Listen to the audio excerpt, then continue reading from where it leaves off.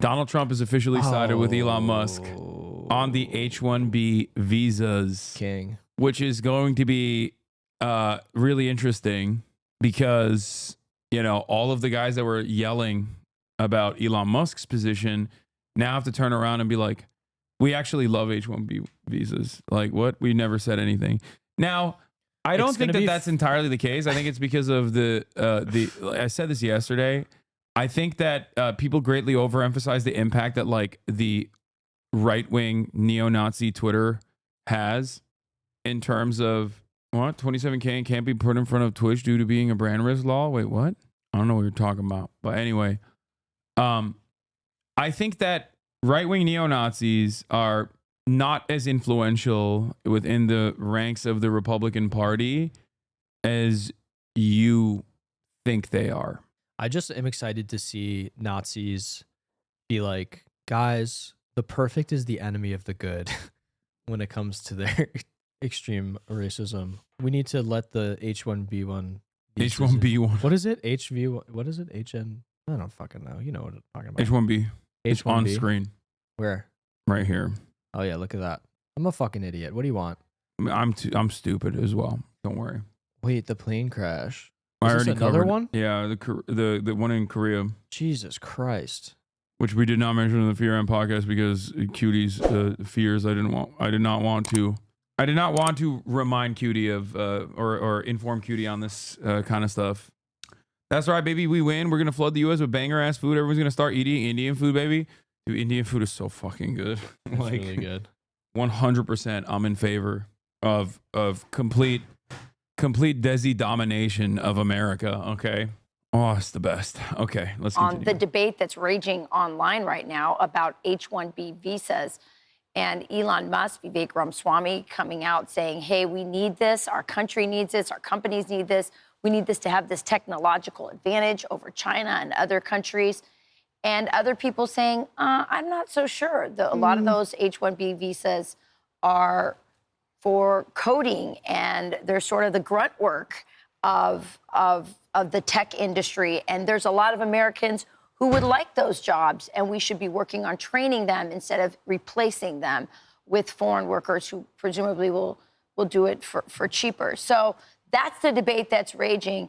And in the midst of that, someone has found a quote from Donald Trump where he says he backed. It's so funny that both Fox News and also CNN just like refuse to say these guys are white nationalist neo-Nazis.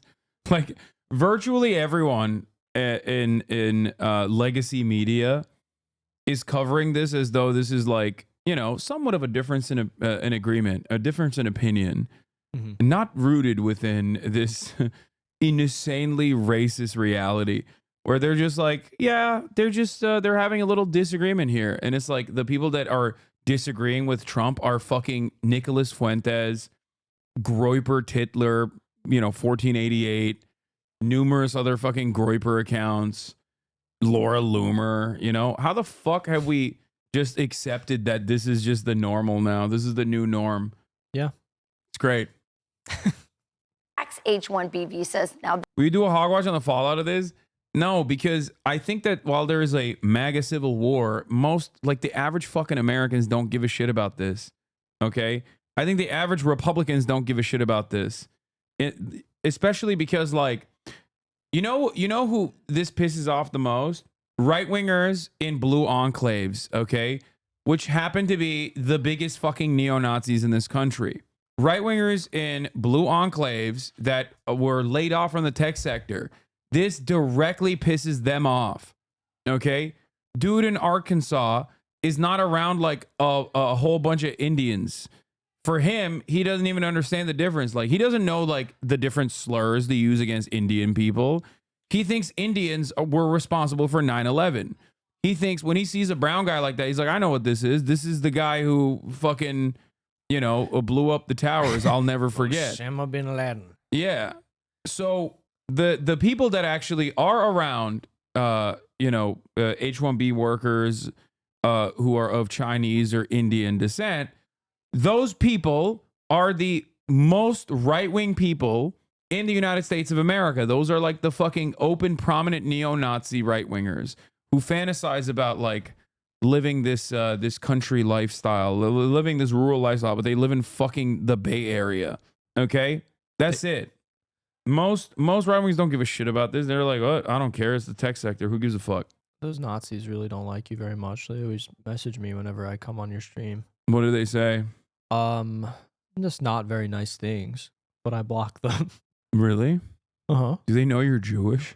Sometimes they say, yeah, they call me. They say Jew stuff. They might just be saying that though. They suspect everyone of being Jewish. Just popping off. Yeah. In my DMs. Yeah. Do you think the American tech people will leave the country because of H-1B problems? What? No. I don't think the H-1B visas are going away. They're not going anywhere. Yeah. Please. These guys love working working people. Stuff. What? Jew stuff. Chat keeps saying juice. Did I say Jew stuff? You did. Okay. That would be contradictory to what he has said in the past. We'll have to get to the bottom of that. But here's what he said on this. He said, the New York Post reported on Saturday, he said, I've always liked the visas. I've always been in favor of the visas. That's why we have them. I have many H-1B visas on my properties. I've been a believer in H-1B. I've used it many times. It's a great program. You know, this is I think, as we talked about yesterday, such an important debate. It's happening entirely among so funny Republicans to say it's an important debate. and within Trump world. And obviously, what he is talking about here is the fact that he's obviously defending the program. But what I also think is sort of interesting is that he put into place in his first term a lot of restrictions that protected the program, that reformed the program. And of course, one of the first things Joe Biden did, including opening the border wide open to let lots and lots of unskilled labor into the country that we have no control over. Hassan, I'm curious, do insane Twitter Nazis ever tell you that you're Jewish? Yeah, they say I'm gargling Jewish semen from a gallon. Hell yeah. That's what Miles writes under all my tweets. Or was his name Miles? The fucking Myron, not Miles, sorry. the Fed from Fed and Fit, or whatever the fuck this show's name is. Oh, is that the one where they pay like women to come on and insult them? Yeah. Okay. Yeah, that guy is like crazy anti-Semitic. Dude, anti-Semites are so funny. If it wasn't like a time where it's like increasingly more dangerous, yeah, they're so funny. They'll just like look at everything and somehow under every corner, every problem, it's the Jews. Like they'll just always go back to like, nah, the Jews did this. Like ridiculous. That's what you always say. Yeah. But like secretly. Can you pull up that Kanye clip? Oh, the doctor one? Yeah. I fucking love that clip. It was a Jewish doctor. He was Jewish. He was Jewish. It's so funny. I won't say. I do love that clip. I'm sorry. It's so good. What is this? What happened? Forgot to paste the tweet, lol. What the fuck is this? Who is this? I had a Rockstar application for college and you're perfect. SAT score, perfect AP scores on 7 different tests. Eagle Scout, blah, blah, blah. Having known you in college and seen you recently, have you considered it might be your personality and the appallingly nasty and unappealing way you conduct yourself even compared to your many of your nationalist peers? Just a thought. He said you're gross even on nationalist Twitter. That's crazy. Even neo-Nazis don't like you. I draw the line at this guy. Yeah. Listen, we're all Nazis here, but that guy is really off-putting. Yeah. We don't like his fucking vibes. Wait, what were we talking about before that? Kanye? Oh, the Kanye clip here. Exhaustion, which was misdiagnosed by I'm not going to say what race, what people, doctor, and what hospital, and what media it went to. We know I can't say that. It was a Jewish doctor.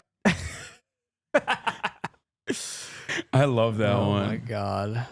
It was a Jewish doctor. That's so fucking funny. Yeah, it is. The timing is so perfect. He's so fucking funny. We lost a great mind. Yeah, I think like I was saying, this is not like a mover and shaker for the average Republicans. But I think given the overemphasis we have on Twitter still to this day, because a lot of prominent media people are still on it endlessly and relentlessly, it has the capacity to inform mainstream coverage on stories like this. despite the fact that their influence is greatly overstated, in my opinion, within the ranks of the Republican Party. It's like a holdover. Yeah, from when it was more relevant and also somehow less. No, Nazi. I don't think there's ever like you have regular Republicans that say shit without being ideologically invested in like neo-Nazi ideology, right? Like you have people who will, drop the notion that like, yeah, Jews own the media, obviously, but like they're not in the same. I don't know how to explain it. They're not in the same camp as like a Nicholas Fuentes, who literally is like actively, deliberately trying to get other people to believe that it's always just like Jewish tricks at play. You stub your toe, it's the Jews somehow. Like there are a lot of people that believe basically the same shit that like a Klansman believes, but doesn't actually fully think about it. Does that make sense? And I categorize them a little bit differently because I think the approach to them, the approach of like de-radicalizing those people is very different. I don't know. I think some of them maybe you're giving too much credit in terms of the things that they genuinely believe and think. I do agree that there are people where it's like, half-baked ideas and thought and the thought process. No, this is casual versus competitive races, or there's a difference between casual anti-Semitism rooted in ignorance and ideological anti-Semitism. That's what I think. But I don't know. I don't know. What were you going to say? I don't know. I lost it. My brain is not. They're just not today. like very ideologically motivated, and they also deep down inside know that like being a Nazi is bad, or being a Klansman is bad. Sure. So when an actual out and about Nazi comes out and says like out and about Nazi shit, they get kind of grossed out by it. Yeah, but that I think the issue is that like I think that used to be more true. Like I think that is becoming less true. I think that is fraying a bit. I mean, I think the stuff we've been watching the last couple of days of like this meltdown with Elon and these people on Twitter, I agree with you that I don't think that they have a lot of power necessarily inside the party, because at the end of the day, a lot of them are just antisocial freaks, honestly. And they're also like not rich, and they don't have like that kind of power, influence, and leverage. Yeah, but there's rich people backing them though. Yeah, of course. Yeah, right. Exactly. And I also think that it's like death by 1,000 cuts. You know what I mean? It's kind of like when the conversations get in, like we're talking about right now. It's like Fox News covering this shit, and the stuff that they're referring to where they're like, this is an important debate that needs to be had, is like a debate, like as you're saying, between like I Love Hitler 69 and Goebbels Lover 24 or something. I don't know, but it helps. I hate the word normalize, but it does help normalize these things. No, it is true. You're absolutely correct on this. No. You're 100% right about like the very insidious nature of legacy publishers like normalizing this kind of sentiment and covering it as though it's like a minor disagreement, when in fact like what I'm trying to say is like these guys, with the exception of like Stephen Miller's and like other people that work within the ranks of the Trump administration, there aren't that many like ideologically invested white nationalists. There's just like regular old racists. Yeah. I think it's also important and worthwhile, like to the extent that you are out there in the world, chat, and doing these things, and obviously you can, because I know that some people are in situations where they can't, but especially like if you are an able-bodied man, you can't let people say these things in front of you anymore, honestly. Like you can't let people say this shit. Like if someone says some fucked up shit in front of you, especially if you're in front of a group of people, you need to say, sorry, excuse me, what did you just say? Can you repeat what you just said? Like you need to actually start putting yourself out there a little bit more and standing up in these situations. Because like if you don't, nobody else is going to fucking do it. And I do think that's part of the problem, because I think people have gotten way too fucking comfortable saying this kind of shit. I agree. But if it's your fucking aunt or your uncle saying some out-of-pocket shit, don't try to throw hands. Well, yeah, don't punch your mom in the face, but talk shit. Should I say okay, chill. But anyway, let's continue.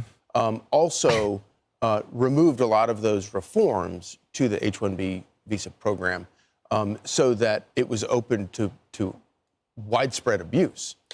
And in fact, that's what Stephen Miller tweeted back in 2023, talking about the first Trump term and his position on H-1B visas. He said, Biden axed Trump admin H-1B reforms, which eliminated its use for cheap labor, raised wages to stop displacement, outlawed substitution, and replaced H-1B lotteries with high-paying offers, which precluded substitutions. Regs were scrapped, and now big tech is replacing Americans. So Trump weighs in yesterday suggesting he supports H-1B visas. Now, in the past, he has looked for reforms to H-1B visas. Oh, dude, Miller has been on. Miller is all over that fucking team, dude. What is he gonna do? I would say that, I mean, he has been the architect of almost all of Trump's immigration policies. He has sort of a Nosferatu vibe. That's anti-Semitic of you. Typical anti-Semitism. Yeah, that's right. Coming from the Hasanabi broadcast and his guests. Look at Nosferatu. Actually, Yeah. Don't pull that up. He's the deputy chief of staff, the second top job in the White House. So he's I mean, he directly wrote like a lot of the immigration policies, like straight up. He is an ideologically committed fascist, 100%. Like he isn't. I mean, he loves Israel, so that I guess is another another marker that he is ideologically committed to international fascism. But he is one of the worst pieces of shit in the Trump admin, I would say. In a sea of awful individuals. Yeah, really fucked up. On the surface, this issue I don't think has as deep a divide on the right as one might initially perceive. Meaning, I think a lot of people on the right, including obviously Donald Trump and then Elon Musk, support the idea of bringing in whatever percentage it may be, 0.01%, whatever the number is, of highly skilled people from across the world. The idea of bring your best. But the program can't be abused to box American workers out. That's been the perspective in the past of Donald Trump. And I suspect it will be the position of Donald Trump in the future. But the debate got deeper and it got more contentious on the cultural level. And for example, that's where I took some exception to what I thought Vivek Ramaswamy made a too sweeping indictment of American culture. Elon, by the way, weighed in immediately after Trump. Pretty soundly, by the way. Pretty soundly. Well, Elon, this is a quote from Tropic Thunder. He's memeing. Remember Tropic Thunder with I don't know. Robert Downey Jr.? Can we actually read the entire? I don't know if we can do it. Let's try. Let's try. Okay, where is it? Let's do it. This is what Elon put on X. He said, "The reason I'm in America, along with so many critical people who built SpaceX, Tesla, and hundreds of other companies that made America strong, is because of H-1B." Go ahead, Charlie. You can quote Tropic Thunder. You can take a big step back and have fun with yourself in the face. Yes. So that's what he said. He obviously feels very strongly about it. This is something that I can never get over, which is that like these guys will, smile and be like, every brown person of Guatemalan descent is a serial rapist, but then they can't say F yourself because of TV restrictions. It's such a funny dichotomy where it's like, you can say horrifying things. Like every transgender person is a pedophile that will groom your child. But also, you said F yourself. Oopsie. It's a family-friendly show. Yeah. Fox and Friends. Listen, I want to get into the cultural stuff, but before that, remember, the context about a lot of people were upset about the H-1B visas were that famous story of Disney. Do you guys remember that? Where Disney was going to lay off these workers. These were some sort of software workers. And I found him. Then they said, listen, we're going to lay you off, and you will not get your severance unless you train the people that come in. These were, foreign workers on this type of visa. And so that really, really upset a lot of Americans. And I believe that was the context around the conversation about abuses. And lots of people are weighing in on both sides of this. Obviously, Vivek and Elon very strongly on the side of getting more H-1B visas, saying that we won't be competitive. The cultural side, I think is fascinating, Will and Charlie. I guess Vivek saying he thinks that we need to our culture has a problem with, not prizing enough those who are valedictorians and academically, succeeding versus those who are the prom queens and the quarterbacks, I guess. What I think they kind of wandered into, and neither Vivek nor Elon. Like I was saying though, I don't think this is going to cause as big as a rift as I wanted to in the Republican ranks, is what I mean. especially now that Donald Trump has come out in favor of the H-1B visas. The only rift that this will cause is it further solidifies Elon Musk as the shadow president. I think that will piss Trump off more. New key to understanding Elon. Watch Tropic Thunder, and you'll understand some of the memes and references on the timeline. I hate these people so much. It's just like how stupid and smarmy they are. Like how they're such fucking ginormous little baby losers. And yet they think they're so fucking cool. Like in their little, they feel like they've carved out this like subculture of political dissidents that are engaging in disruptive discourse. Like, watch Tropic Thunder, and you'll understand some of the memes and references on the timeline. Watch Tropic Thunder if the wokes haven't gotten to it already. They want to take down Tropic Thunder. Do you hate Elon or Mar more? Elon. Elon is more damaging than Bill Maher. Bill Maher is damaging to my own personal psyche, but Elon Musk is definitely a worse part. Elon Musk is like up there with Donald Trump with how awful he is. They couldn't make a Nosferatu today because of woke. Dude, Nosferatu lives in your mind. It's I'm crazy. so obsessed. It's so good. Yeah. And if you guys don't like it, fuck you. If you don't like Nosferatu in the chat, if you don't like Robert Eggers in chat, get the fuck out of here. Leave. Okay, don't leave. It's fine. We can have disagreements over which Hollywood director you like the most. You don't even like movies. What? I do. What's I your like favorite movie? I asked you the other. Oh, no, Snatch. oh, really? You like Guy Ritchie? Yeah. Old Guy Ritchie. Interesting. You like Layer Cake? Yeah. But Snatch is the best, I think. You like it more than Lock, Stock? I think Lock, Stock is pretty good, but for some reason, I think Snatch is like the perfect version of it. Interesting. Yeah. You like Brad Pitt in it. You like the Travelers. Yeah. I like Brad Pitt in it. I like Jason Statham in it. It's so good. I'm a movie guy. I like movies.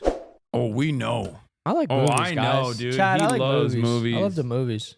You like British films after all? Yeah, I like British cinema. Donald Trump's support for Elon Musk on expanding visas for high-tech workers marks a striking departure from the president-elect's anti-immigration rhetoric that energized his base during his political ascent. The controversy over H-1B visas highlights growing tensions within Trump's coalition, reflecting contradictions between his populist messaging and the interests of influential figures in his circle.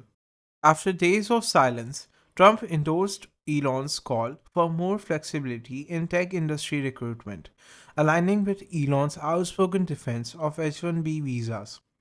Elon, the world's richest man and a pivotal figure in SpaceX and Tesla, argued that such visas are essential for innovation and competitiveness, warning critics on his platform X that he would fiercely advocate for the issue. The debate intensified after comments from Vivek Ramaswamy, a key player in Trump's government efficiency initiative, who criticized cultural trends he claimed undermined excellence. His remarks drew accusations of elitism, traditionally a Republican critique of Democrats. On the other hand, Steve Bannon condemned H-1B visas as tools of exploitation that harms American workers, framing them as antithetical to Trump's America First policy. If you found this video interesting, then make sure to hit the like button and subscribe to this channel for more videos like this, and thanks for watching.